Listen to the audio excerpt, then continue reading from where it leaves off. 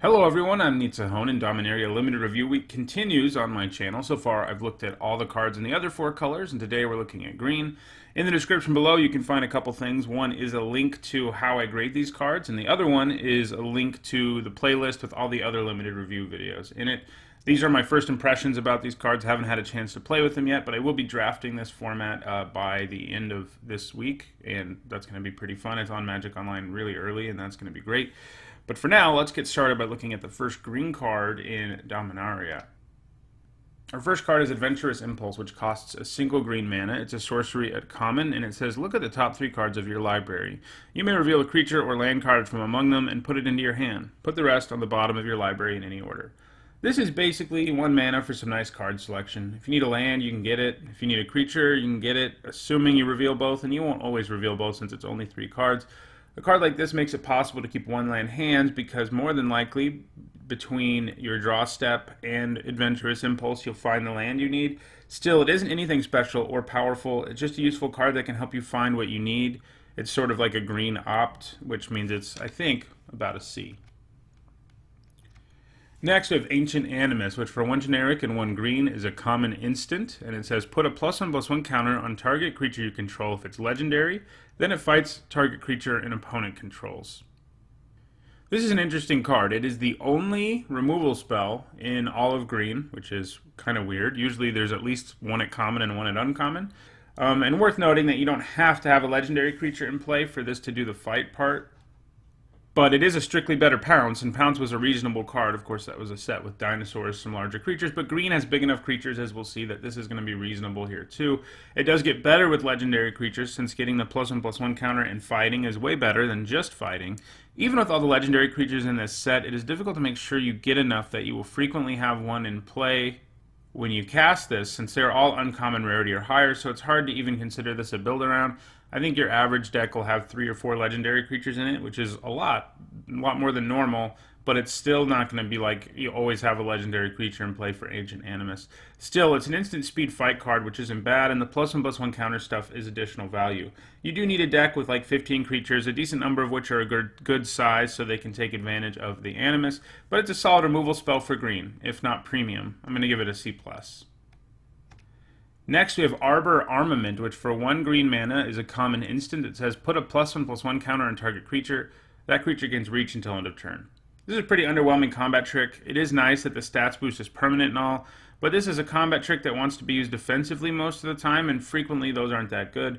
I don't plan on playing this in most cases. I think it's probably a D main board. Siding it in against a deck with a lot of flyers is probably where you want to use it, and it's still not great there. We're going to see some better cards for siding in against flyers, but it's probably like a C- there. Next we have Baile Gorger, which for 2 generic and 2 green is a 4/4 beast at common. It has kicker for 4 generic, and those are additional costs you can pay to get an extra bonus out of a card. And in this case, if the Gorger was kicked, it enters the battlefield with 3 +1/+1 counters on it. This is a pretty strong common. A 4 mana 4/4 with no downside is already pretty good, and this even comes with some upside in that in the late game it can come down as a 7/7. Obviously, 8 for a 7/7 doesn't feel great, but like a lot of the common cards with kicker, they aren't seeking to be efficient when you kick them, just to give you some extra value in the later part of the game. And the Gorger does that. I think green will be happy to play as many as like 4 of these. Like these are like the ideal 4-drop for the green deck, at least at common or uncommon, and they're great because they're good on turn 4 and they're good beyond that. And I think that means this is actually a common creature that's worth considering first picking in a pack that is absent of, really good removal and things like that. I think it's a B-. It's a really good creature. Next we have Broken Bond, which for 1 generic and 1 green is a common sorcery that says destroy target artifact or enchantment. You may put a land card from your hand onto the battlefield.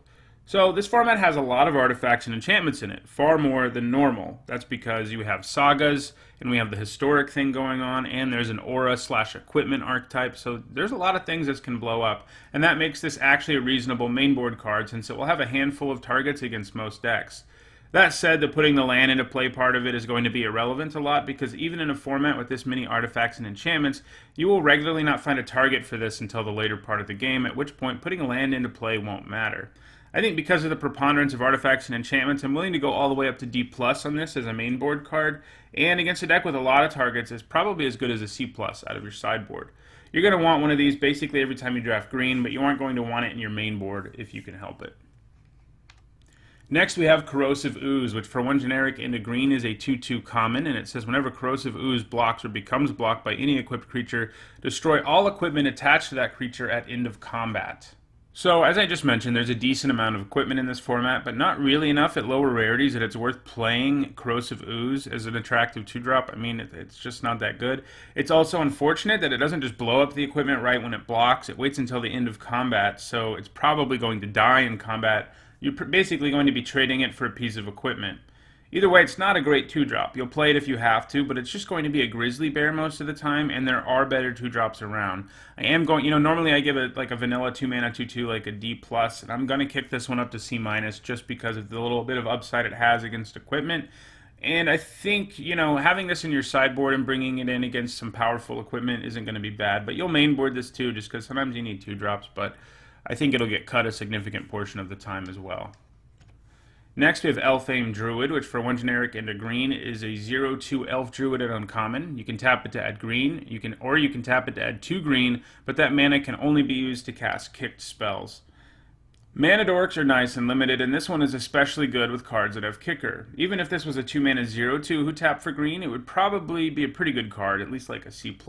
The kicker upside is nice, and definitely a deck with lots of kicker in it probably moves its grade higher, but I think I'm going to give it a B-, and it's like a solid B in a deck with a lot of kicker. Keep in mind, too, that you can use this to help you pay the casting cost of a kicked spell. It doesn't only work for paying the kicker cost. Next, we have Fungal Plot, which for 1 generic and a green is an uncommon enchantment, and for 1 generic and a green, you can exile a creature card from your graveyard to create a 1/1 green Saproling creature token, and it can also sacrifice 2 Saprolings to gain you 2 life and draw a card. I'm going to have a lot of fun with this card. This is the kind of value-laden build-around I love, and it reminds me a little bit of Ongoing Investigations from Shadows over Innistrad. To be fair, it isn't quite as good as that value engine was, but it seems solid enough. Turning your graveyard into a resource is awesome, and this format has lots of ways to load your graveyard. This card does need to have a deck that is actively putting creatures in your graveyard to be worth it, and or have a lot of Saprolings in it to be worth it. So I basically think this is a build around. I think it's an F in most limited decks, but when your deck comes together, it's probably at least a C+, and it could have an even higher ceiling in the really ideal deck where you have both ways to load your graveyard with ammunition for this thing, and you also have a bunch of Saprolings in your deck, because if you can turn your Saprolings into cards, that's going to feel pretty good. Next, we have Gaia's Blessing, which for 1 generic and a green is an uncommon sorcery, and it says target player shuffles up to 3 target cards from their graveyard into their library, draw a card, and when it's put into your graveyard from your library, shuffle your graveyard into your library. This is a sideboard card. There are a few cards that can do some things from the graveyard. We just saw one of them.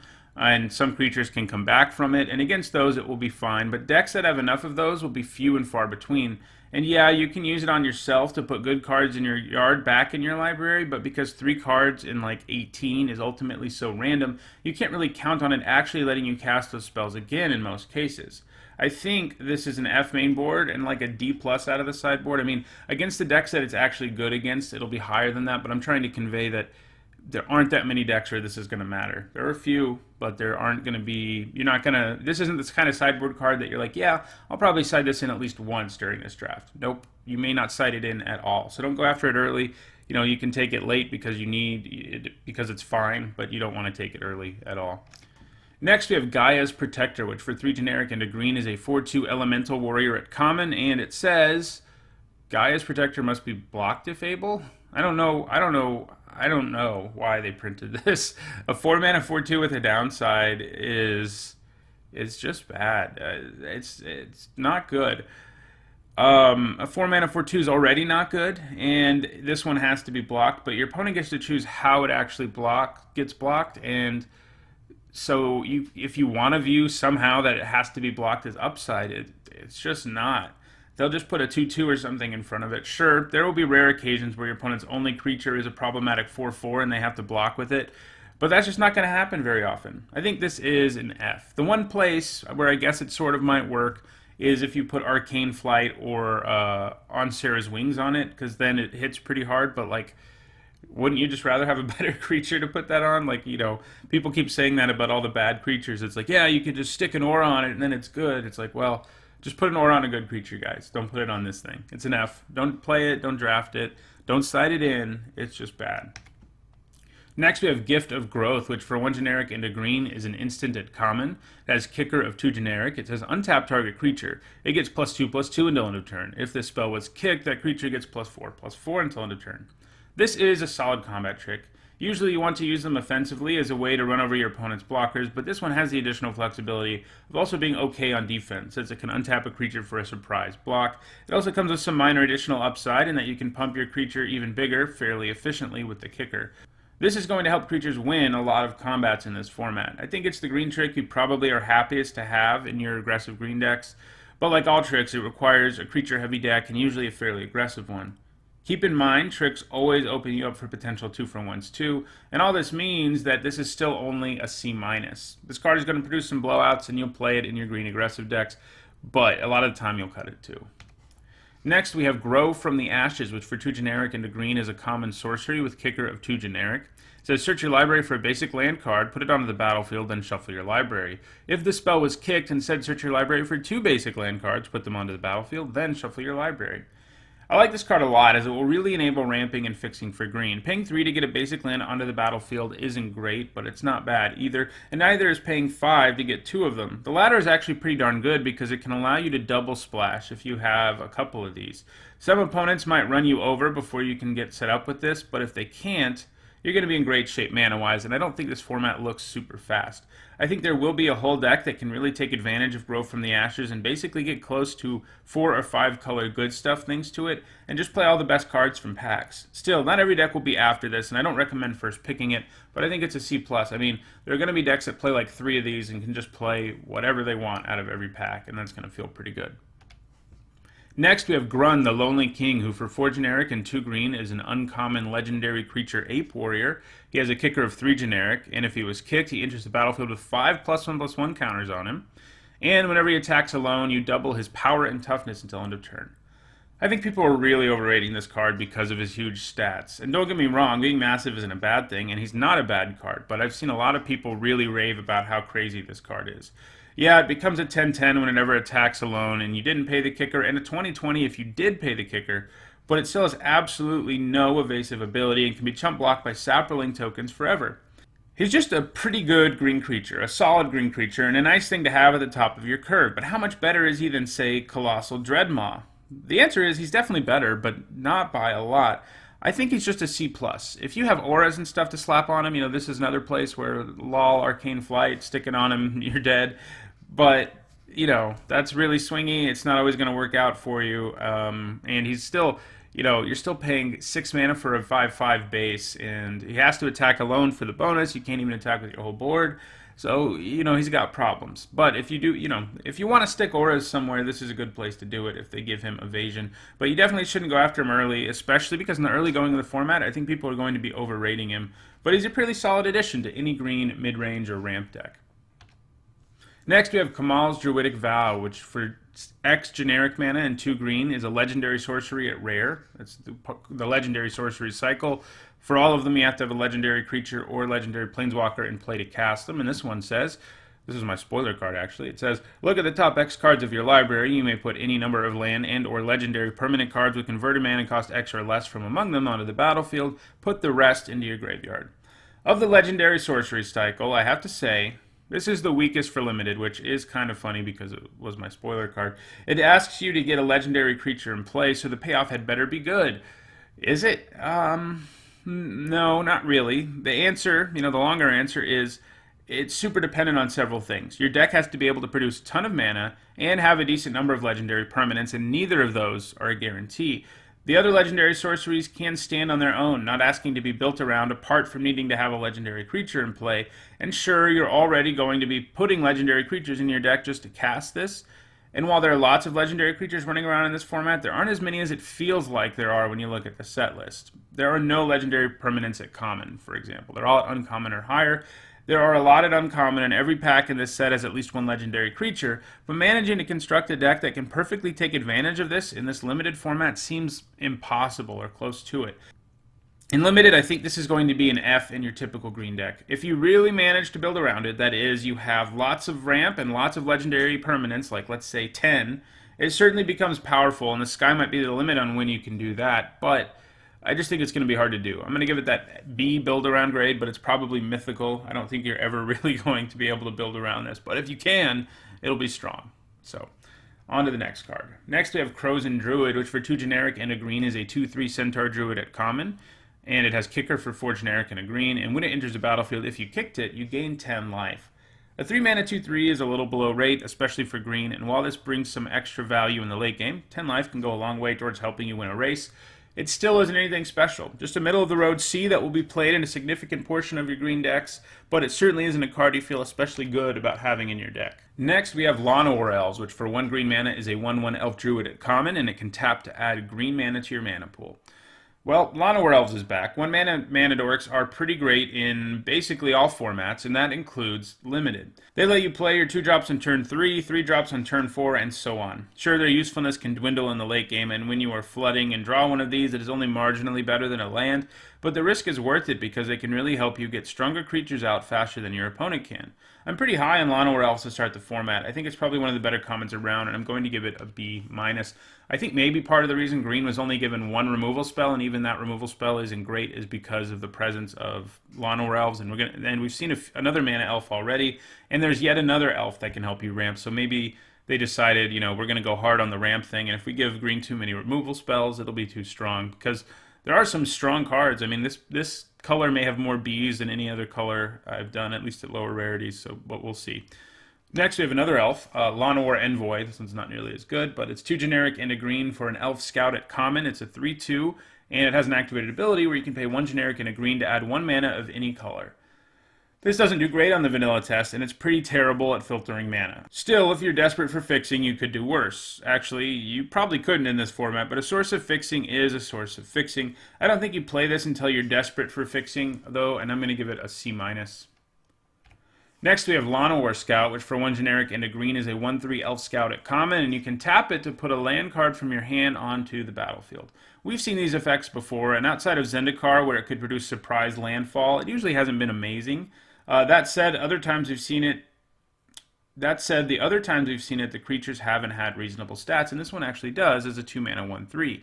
It can block some stuff early and help you get lands out. Still, it's not as good as a mana dork, mostly because you have to have the lands to put into play, and sometimes that just doesn't happen, and in the late game, it does become fairly irrelevant.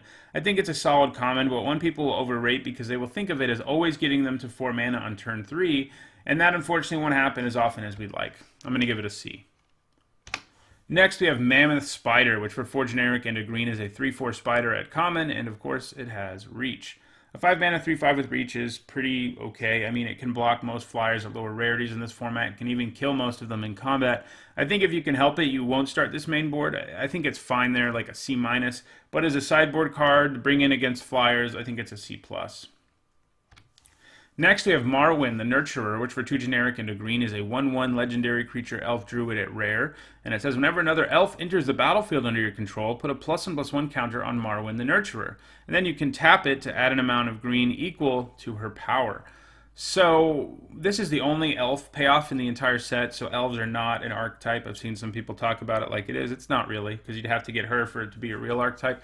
That said, there are a lot of elves that are perfectly playable. We've seen them already, and you're just going to be playing them in a green deck anyway, so I think Marwin will be good in most green decks.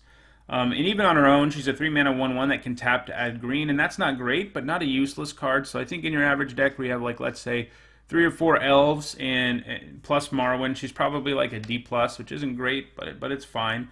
But if you can get more elves, a reasonable number of elves, like 7-ish, she gets a lot better. If you get up to, higher than that, she gets even better. And if you can do that, I think she's a B. Like, if you can just consistently make her a 2/2 that can tap for 2 green mana, that's a big difference over a 3 mana 1/1 that can only tap for 1 green mana. So she's going to be a nice build around for an elf deck, and she may even be worth first picking in some weaker packs because if you're going to be in green, you are going to pick up some elves no matter what. But her floor isn't great, but it's not the worst either. Next, we have the Mending of Dominaria, which for 3 generic and 2 green is an enchantment saga at rare. Saga is a new enchantment subtype in this set. They have 3 chapters, and when they enter the battlefield, you put a lore counter on it, and for each lore counter on it, when you put it on it, you get a chapter.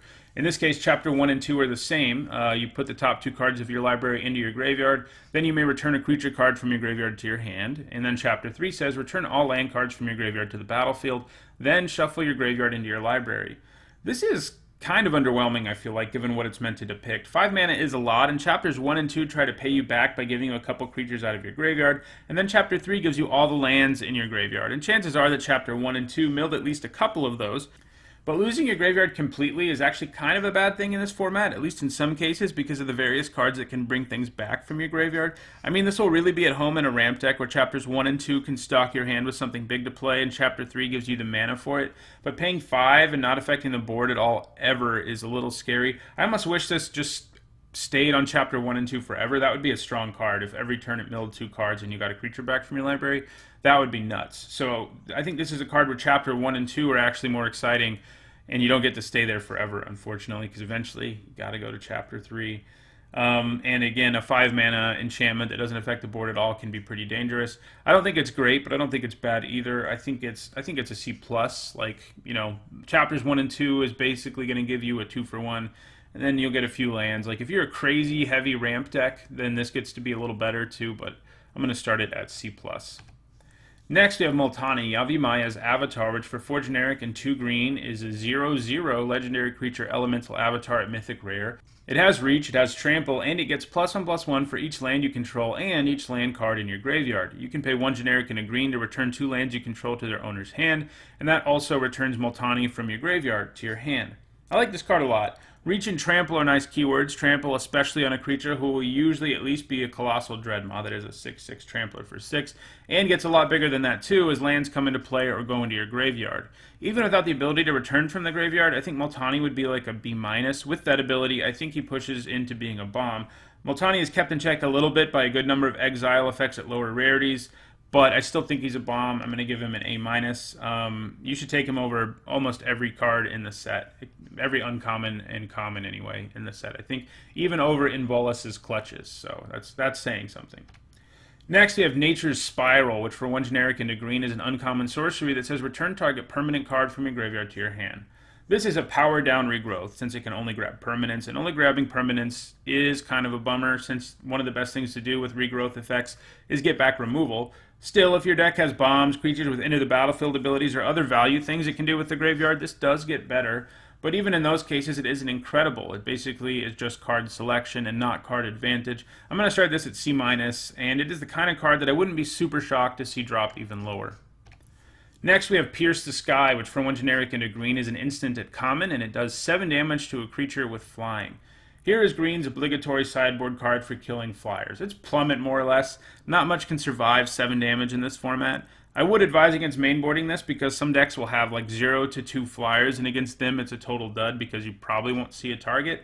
But if you see 2 or 3 targets in game 1, this bad boy can come in and potentially just be a Doomblade, which is pretty great. So I think it's an F mainboard, but a B- out of your sideboard. It's going to be a really nice card to have in your sideboard when you're dealing with pesky flyers. Next, we have Primordial Worm, which for 4 generic and 2 green is a common worm, and it's a 7/6. Hey, at least it doesn't Colossal Dreadmaw again. And in all seriousness, this is a fine thing for green decks to ramp into. I actually think Colossal Dreadmaw is better, but there are certainly better things even in this set for you to ramp into. But if you got to settle, you could do worse. This is a perfectly playable thing for you to ramp into. It's just a solid C. Next, we have SAP Rolling Migration, which for 1 generic and a green is a common sorcery with kicker for 4 generic, and it says create 2 1/1 green SAP Rolling creature tokens. If it was kicked, create 4 of those instead. We've seen a lot of 2 mana effects that make 2 1/1 tokens unlimited, and they're basically always solid. They are at their best in a deck that really takes advantage of going wide, but this is the kind of card that you will play in basically any green deck. If you play it on turn 2, your board is going to be pretty nice. If you draw it late, it can really help you go wide enough to finish an opponent or buy you some time with chump blockers. This gets even better in the really late game since you can pay 6 to get 4 sapling tokens, and while that's not the most efficient deal, as is the case with basically all of the common cards with kicker, it is really just there to give the card some additional upside in the late game.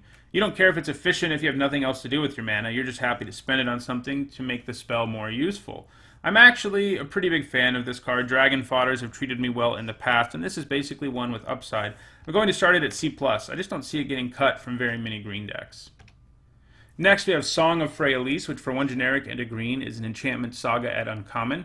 It also has chapter 1 and 2 is the same, and it says until your next turn, creatures you control get tap, add 1 mana of any color. Chapter 3 says put a +1/+1 counter on each creature you control. Those creatures gain vigilance, trample, and indestructible until end of turn. I like this saga.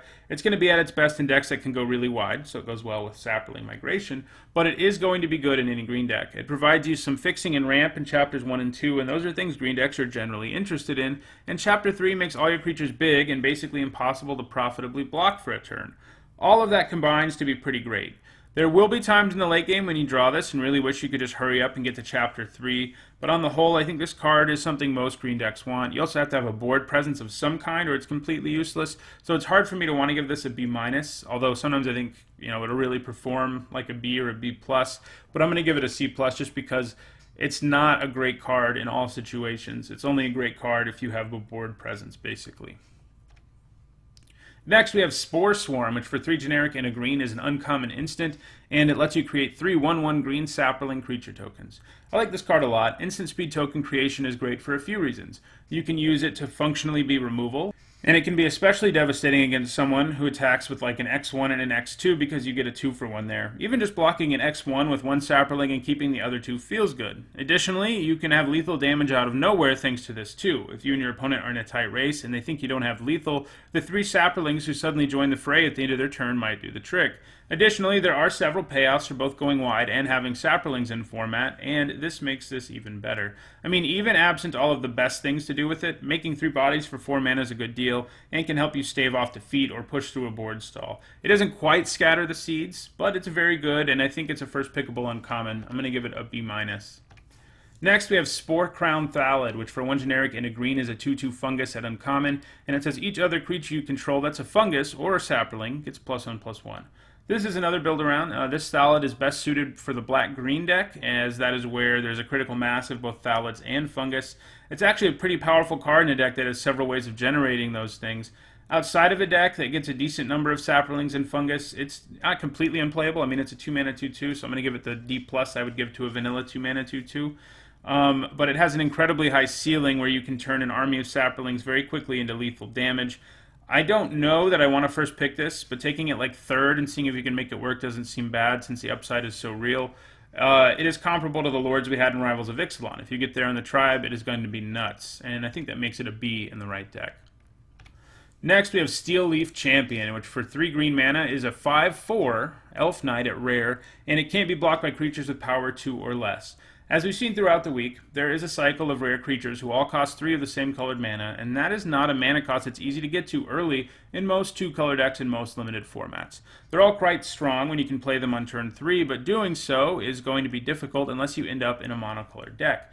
Steelleaf Champion, like the others in the cycle, is luckily still good enough, even if you can't get the triple green mana on turn 3, since it brings a huge body and a bit of evasion. What's more is, I think of all the cards in this cycle, green probably will feel the most comfortable playing this guy in a 2-color deck.